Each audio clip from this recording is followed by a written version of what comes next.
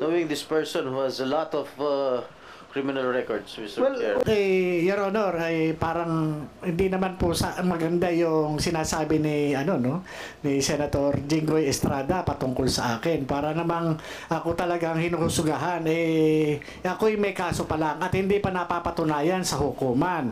Hindi kagaya po ang ating butihing senador na-convict na po. Ay wag naman po. Alam mo, Mr. Morales, alam mo, Mr. Senator Morales, Jinggoy, please. huwag mong pakikalaman yung kaso ko. Problema ko yun. Yung kaso mo ang ayusin mo. Your Honor, ang kaso ko po, Your Honor, hinaharap ko naman po. At ako hindi po Order. Please, silence.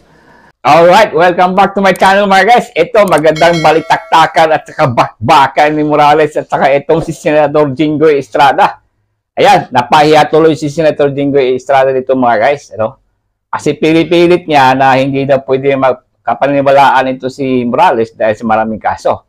Ngayon, sinagot na siya ngayon na hindi po ako ang may convicted, Your Honor. Ikaw po. Ayan, tuloy si Senator Jinggoy, no? Sobra mong kaepal na politiko dyan, yan, napahiya ka na tuloy. Diba? Diba? Totoo naman talaga na ikaw yung konbiktado, tapos yung pananalita mo, binabasihan mo yung pagkatao ng isang tao na hindi pwedeng paniwalaan kasi may kaso. Ha? Ikaw, paniwalaan ka ba namin? Yan naman nangyayari sa mga politikong epal, no? Walang ibang gusto na talagang gibain si Morales. Hindi magigiba mo yan, Jinggoy. Kaya, ako sa'yo, no? Sumurrender ka na. Saka andito rin, pinalabas na yung video sa bahay ni Morales. Ito, question naman ni Chis Escudero at saka sinubukan pang pigilan nila, no? Na i-play. Bakit pa daw i-play? Andyan na rin yung tao. Nasupalpal to itong si Chis Escudero ni Senator Bato na hindi pwede. Nag-attempt pa rin si Jinggoy na nag-attempt siya na pigilan, no? Hindi mo maano yung chairman natin Bato, no? Talagang matigas yan. At andito rin yung kausap sa telepono, yung sa video. Yung isang tao na sinasabi niya binobola lang daw niya yung pagtawag para daw masakay. Ngayon, napagalitan siya tuloy ni Bato. Anong sa palagay niya sa Senado? Nag-i-entertain lang ng mga bola o mga kwento-kwento. Yan. Tunghayan natin ito mga guys. Makikita natin talaga rin dito na ang daming gustong gigibain si Morales, no? Pero sa akin naman kasi, bakit nyo gigibain yung pagkatao niya? Klarong-klaro naman yung nandyan siya kasi andyan yung papel na pinalabas nga ni Maharlika. Kaya siya andon para i-confirm yung papel at saka ito pa Your Honor, no? Wala kayong mga alam dyan sa law of evidence. According to Senator Macoleta, no? In law of evidence yan, dahil Xerox copy lang yan, na-consider yan as secondary evidence, no? Magiging authentic lang yung ebidensya na yan kung yung mismong gumawa niyan ay mag-attest na siya nga ang gumawa at pinatunayan niya. Yun na magiging secondary. No? Hindi naiintindihan ng mga ibang tao dyan. So, eto, tunghayan natin itong mga guys. And don't forget to subscribe. Maraming bakbaka dito. Let's go! Enriquez? Sino po yung kausap niya sa telepono? According to Mr. Enriquez, si Eric Santiago, Your Honor, alias Picoy. Dito po. Mr. Chairman, live naman nandito yung dalawa. Imbis na pinapanood natin sila doon, ayaw niyong tanungin na lang sila kung ano yung pinag-usapan nila. Kasi andito naman po sila eh. Yes, but very material yung recording. Baka mamaya, ibang sabihin nila dito, iba yung napag-usapan nila dyan. So pakinggan muna natin yung pinag-usapan nila dyan bago natin sila tanungin isa-isa. Dahil baka mamaya, iba yung recorded, iba yung sasabihin nila dito ngayon. So mahuli natin kung sinungaling sila. So, yun lang sa akin. Anyway, very short clip lang naman yan eh. Very short clip lang naman yan. Habang wala pa, total naman Mr. Chairman, pag iba sinabi nila bago palabas yung video, ganun pa rin naman yun, huli pa rin eh. Okay, Habang sige. hinihintay natin hanggang maayos yung technical lang. Yung technical Yes, go ahead. nila. Morales, bakit? Sino yung nakatayo, nakausap na nandun sa tabi mo? Si Mr. Romeo Enriquez, Your Honor. Romeo Enriquez. Yes, Your Honor. Turo mo, ito. Opo, siya po. Okay. Yung kausap niya sa linya, sa kabilang linya sa cellphone. Sino? Si Mr. Eric Santiago, Your Honor, si Picoy. So, Ah, Morales, Enriquez, inaamin mo, ikaw yon. Okay. Santiago, ikaw yung kausap sa kabilang linya? Yes sir, pwede kong i-deny pero aaminin ko po na ako po yun. Ikaw yon. Okay, thank you. So, Mr. Chair, yes. pwede ba malaman kung ano ano sila? PDA agent ba rin sila o we are not familiar? Magandang Your personal circumstances, please. yes, Mr. Senator, magandang tanghali ko. I am now with the Department of Justice Office of Cybercrime as investigation agent, Your Honor. Before, you're with PDEA? Yes, Mr. Senator, I've been with the Philippine Drug Enforcement Agency for almost 15 years. 15 years. Okay. Okay, right now, what is your job? Are you I am connected not- still with DOJ? No, DOJ, Mr. Now? Senator, yeah. At present? Yes, yes. What is your function in DOJ? What is your job? I Again? am an investigation agent from the Office of Cybercrime, Your Honor. All right. Mr. Santiago? Eric Santiago, anong trabaho mo ngayon? At anong Sir. previous trabaho mo? Magandang umaga po sa inyo. Yes. Ako si Eric Santiago, dati po ako sa Napolcom. Na-assign po ako sa Inspection Monitoring Investigation Service nung araw. Na-drop from roles po ako noong May 2022. Why? Wala po akong, hindi po ako nakapasok sir, nagkasakit ako. Sakit ka? Yes sir. How are you related to General Dionisio Santiago? Sir, wala po kung sir eh. Wala. Sir, eh. Mr. Chair, ano dating trabaho mo, Picoy? Sa sa Napolcom po, Police Inspector 2 po ako. Pulis ka dati? Hindi po, Police Inspector 2 po, item po yun sa Inspection Monitoring Investigation Service po. Okay. So ngayon? Sir, wala na po akong trabaho, sir. Wala kang trabaho ngayon? Yes, sir. Yes, sir. Meron kang sinerch namin yung pangalan mo sa Napolcom. Meron kang mga kasong robbery, extortion, at saka kidnap for ransom. Ano po itong mga kaso na Kulang ito? pa po yun, sir. Marami pa ako naging kaso. Bakit? Talaga bang blue violator ka? At Hindi dami po. mong kaso? Sa awa naman po ng Diyos, naging kaso lang sila, sir. Ha? Naging kaso lang sila, sir. Naging kaso. Yes, sir. So I am not judging you Yes, sir. through your case. Yes, sir. Kahit na kumbiktado ka, hindi pa rin kita judge. Maraming salamat, sir. But the fact remains na may kaso ka. Yes, sir. Yes, sir.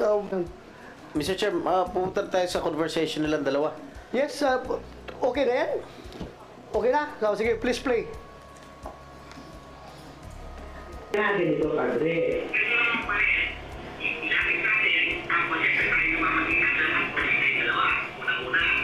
Hindi.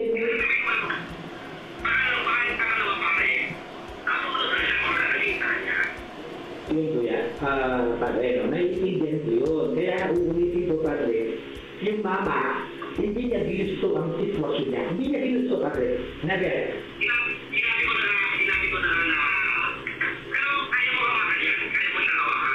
Kaya kong iparating yung mensahe. Pero yung talagang desisyon. Kaya na. Ibig sabihin, padre. May hindi, padre, matulong tayong mawak ng informasyon. Nandito pa si James Escobar, Kumsik? Ano sabi? You include him in the subpoena? Ha? Nag-sharing? Sige, thank you. Mr. Chair, Yes. off topic. Ano status ng mga kaso mo, Picoy? Sir, yung iba po na dismiss na, yung iba, sir, under appeal, sir. Walang conviction? Yung robbery extortion, sir, under appeal po. I-appeal po namin. Hindi ka na-convict? Na-convict, sir, pero Join the club. Thank you, sir. Salamat po. Welcome. Thank you, sir. Mr. Enriquez, Kaibigan ni Morales. Ito, kung ano ba yung kaso nito. conversation ninyong dalawa? Nagsisinungaling dito, klarong-klaro. Mr. Chairman, bago po yan, with the permission of Senator Yes, Jinggoy, go ahead. we just saw a video which Mr. Morales took from his own recording of the CCTV Recording in in his house. progress. Would that be correct, sir? Yes, Your Honor. Putol po eh. Sino po nag-edit? Yun po yung downloaded po doon Hindi sa po, dito po putol sa po eh. Hindi pa naman sila nag-goodbye sa isa't isa eh. Wala na eh. Yung po, nag-automatic po yung, Your Honor, dito sa memory sa cellphone, Your Honor. Nasan po yung kabuuan? Ang hirap naman po magpresenta tayo ng video na pinutol lang po saka gusto nating iputol doon o nagkataon yun ang sabi ng cellphone. Kabuuang video po, nasan po? Nandito po sa cellphone, Your Honor. Pakisubmit po sa komite, Mr. Chairman, if you may. Yes, and number please submit to this committee the unedited recording of your Yes, CCTV. Your Honor. And number two, sino po naglagay ng mga dialogue? Bali, nagpatulong po ako Sino nga po? sa pamangkin ko po. So kayo na lang po ang nag-supply ng mga nakasulat doon. Hindi naman po yan AI na lumalabas doon sa CCTV nyo na yung sinasabi ay lumalabas. Hindi naman po, Your Honor. So interpretasyon nyo na lang po yun, yung mga nakasulat doon. Based po dun sa Sa sinasabi po. pagkakarinig nyo. Opo. Apo. Thank you, Thank Mr. you, Chairman. thank you. At yun naman po, bali, kinonfirm naman po nung Yes. kaibigan ko, si Mr. Romeo Enriquez po. Unang tanong, bakit nandoon siya sa bahay mo? Si Mr. Romeo Enriquez. Bumisita lang po siya na bilang kaibigan at may dalang candy. Yun lang. Apo. kasi nga po, napanood niya po ako nung April 30. Napanood po niya ako doon yung sa nagkaroon po ng Senate hearing noon April 30, kinabukasan May 1. At napadaan lang siya sa bahay. Ngayon, nung nag-uusap kami, nagkukwentuhan kami patungkol dito sa Senate investigation, ang sabi niya, tumatawag sa kanya itong Eric Santiago na sabi niya, kilala mo naman yun. Oh, sabi ko, kilala ko yung taga-Napolcom.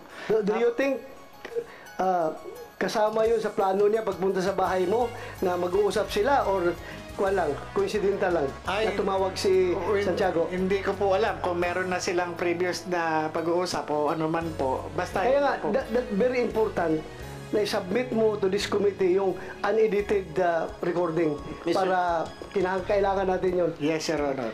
Mr. Chair, how Yes. can we be sure if the video that is going to be presented before the committee is totally unedited? We will... Knowing this person who has a lot of criminal records, Mr. Well, we will seek the expertise of the PNP Anti-Cybercrime Group.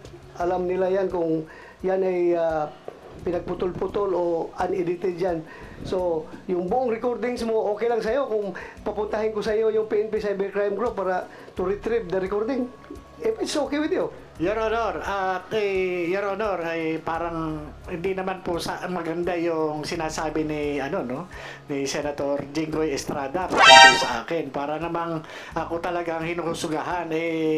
Ako'y may kaso pa lang at hindi pa napapatunayan sa hukuman. Hindi kagaya po ang ating butihing senador No. na-convict na po. Ay, wag naman po. Alam mo, Mr. Senator Jinggoy, please. Huwag mong pakikalaman yung kaso ko. Problema ko yun. Yung kaso mo ang ayusin mo. Your Honor, ang kaso ko po, Your Honor, hinaharap ko naman po. At ako hindi ko po Order. Please, silence. Una, Mr. Morales, please do not question Senator Jinggoy. Dahil trabaho niya yan bilang senador at vice chairman ng committee na magtatanong sa'yo. Pero kung sinasabi mo na nasaktan ka dahil ikaw akusado ka pa lang, siya konbiktado na, tapos pinapalabas na masama ka, well, that's your opinion. Please, kasi insulting yan on the part of this committee. Hindi lang sa person ni Senator Jinggoy, pati ako as chairman, para bang harap-harapan, pinapahiya mo yung committee. Ako, I'm just advising you. Hindi ako galit sa'yo, just giving you a piece of advice. Si Senator Jinggoy ay nagpe-perform ng kanyang mandato as vice chairman of this committee. Kaya expect mo lang rin na magalit siya kung sinabihan mong gano'n. And we expect also na yung opinion mo na gano'n. Pero sana huwag tayo humantong sa personalan dito, ha? Mawawala tayo sa ating objective. Okay? Yes, Sir Honor. Patawarin niyo po ako at nabigla lang Please po refrain from doing those personal Mr. Chair, may we ask that the said statements be expunged from the records of this committee? So, any objection? Yan. Kahit na i-expand nyo pa dyan sa minutes ninyo, narinig na ng buong Pilipinas yan, Jinggoy. Ayan, tuloy, Jinggoy. Supalpal ka na, no? Dahil sa epal mo dyan. So, order. Alright. At eto next part mga guys, etong tao na yung kausap sa kaibigan ni Morales andito, ano? Nag-testify at saka yung pinapalabas niya na sinasadya na daw niya yung mga sinasabi niya para daw mapasakay si Morales at saka yung kaibigan ni Morales, no? So ibig sabihin, binubola lang daw niya yung salita na yon para daw makapunta siya sa Senado, no? Kasi madali lang daw mapunta sa Senado kung gagawa ka rin daw mga kwento-kwentong ganyan, no? Makakapunta ka na sa Senado. Eh ngayon, nasupalpal siya ngayon ni Senator Bato at napagalitan pa. At makikita natin dito mga guys, talagang sinungaling tong tao na to. Etong yung nagbanggit kay Lisa Marcos na lam. Ito yung mga guys, pakinggan natin. Yes, sir. Yes, sir. Kasi, had you known na nakikinig si Morales, hindi mo sure sabihin yun. Hindi, sir. Kung pakayaan niyo po akong sabihin muna to, sir, o sagutin ko muna yung sa inyo. Kung alam kong nakikinig po siya, sir, mas marami pa po ako sasabihin. Mas, ano po. mas malala pa. Yes, Mas yes. malala pa. Para believable, sir. Okay, sige. Pakinggan natin yung statement mo. Go ahead. Ito, ipakikita ko pang magbigay dagdag linaw sa sinasabi ni Expedient Morales. Nandito po yon. May hawak po akong dokumento na gusto ko lang ipakita talaga. Ito po yung rason kung ba't pinasakay ko sila sa usapan. Para makapunta lang po ako rito at may presenta mga dokumento sana na magbibigay linaw sa mga sinasabi ni Agent Morales. Ano yung sabi mo, pinasakay? Yes, sir, pinasakay. Parang dalawa nga ang gusto kong patunayan, sir. Magkwento ka lang, makakarating ka na rito. Kwentong barbershop, sir. Kwentong barbero lang. Katang isip. Makakarating ka na. Andito po ngayon, napatunayan ko ngayon yun. Napatunayan mo ngayon? Yes, sir, nandito po ako. Kasi... So, you mean to say, itong committee na ito ay pwede pala mag-imbestiga ng katang-isip lang? Ako po, ang sinasabi ko, yung akin po, hindi po kayo. Kayo po ay tunay. Alam ko po ang inyong layunin. Ako po ay para sa akin, gusto ko lang pong makarating dito upang magbigay linaw lang po, magdagdag linaw dahil sa mga dala. We are not interested of your dagdag linaw. We are interested on what happened, what transpired in that recording. Kaya yun ang explain mo. Huwag ka na maghanap pa ng ibang dagdag linaw. Please explain your side as far as that video is concerned. Yun po ay katang-isip ko lang. Pasensya na po kayo. Kaya po humingi po ako ng tawad nga po kay paring Romy at saka kay... Katang-isip na... Kasi actually sir, hindi naman para hindi naman para sa lahat yun eh. Sa amin lang sana yun. Pero dahil po na napunta po ako dito, dahil nga po sa isang salita niya na... Sandali, katang-isip lahat ng sinasabi mo doon? Yes, sir. Kinakatang-isip mo ito si... Kaya nga po humingi po ako ng tawad sa kanya eh. Kaya... Wow! Hindi naman kami grade 1 dito, mga senador kami. Ay, naku, ibig mong sabihin na binubula mo lang siya para mabulak kami, para imbitahin ka dito, para makapagsalita ka ng something against kay Morales. No, mali po. Ganun. Yan ang mali po, hindi po kayo hindi po kayo dapat kong bulahin. Hindi ako binubula mo, siya ang binubula mo para pagbula mo sa kanya, mabubula rin kami kasi may video yun ang usapan ninyo eh. Ibig mong sabihin, ganun kakagaling iyo? Ilang bisis ka. Kaso mo, yung kaso mo, wag mong... Pasis ko lang yun. Yes, sir. I understand, Pasis sir. lang yun sa aking panerbisyon pagkapulis. I understand. Kaya huwag mo akong bilugin dito, ha? Yes, sir. Kung siga ka, kung maro ka sa labas, kung nabubula mo yung ibang tao, not me. Yes. Not me. Kasabot ko, sir. Ha? Kasabot ko, sir. Anong Bisaya man ka? Taga saan ka? Taga Davao ako, mama, sir. Ibig sabihin, por maro, taga Davao. Dili tao, sir. Ay. Now, please, continue. Explain your side, yung nangyayari sa usapan na yun. Sige, I will give you the floor. Huwag kang lumihis sa ibang topic. Yun lang muna. Stick to that video. Yung lahat na sinasabi mo doon, bigyan mo ng context, bigyan mo ng explanation, bakit mo nasabi yung mga bagay na yun. Please. Yung kung totoo po, ako po nandito, ang purpose ko po is magsabi ng totoo. Yun nga, sabihin mong totoo, bakit ka tumawag kay Marquez at mga sinasabi mong patatahimikin siya, huwag na magsalita.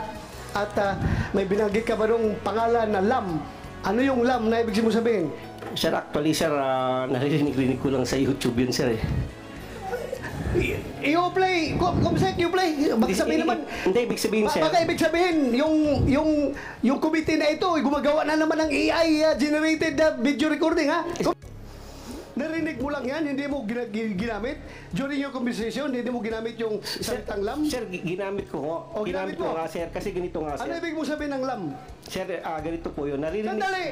Anong ibig mo sabihin ng lam? Sinabi mo, binanggit mo. Yes, sir. Naririnig ko po sa YouTube lang yan. Yung lam, si First Lady, si James. O kaya nga, bakit mo nasabi yung lam na yun? Para pasakayin nga po sila, sir. Kung gusto niyo pong malaman ng totoo. Pasakayin.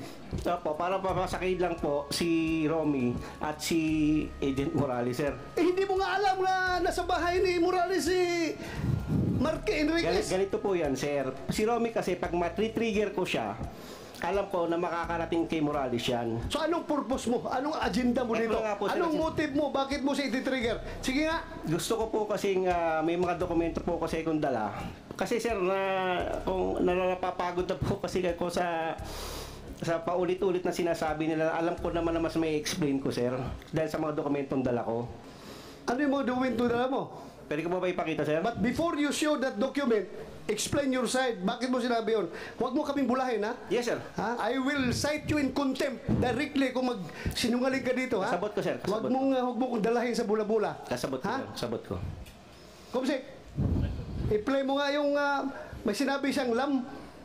Huwag mong sabihin, bula mo lang kami dito. Wala pong ganun, sir. Sorry po. Sige. Magitan. Okay? Kasi nga yung mama, ha? Hindi, ganito. Pakinggan mo na, kuya. Ganito, kuya. Nung pumutok yan, okay? Huwag kang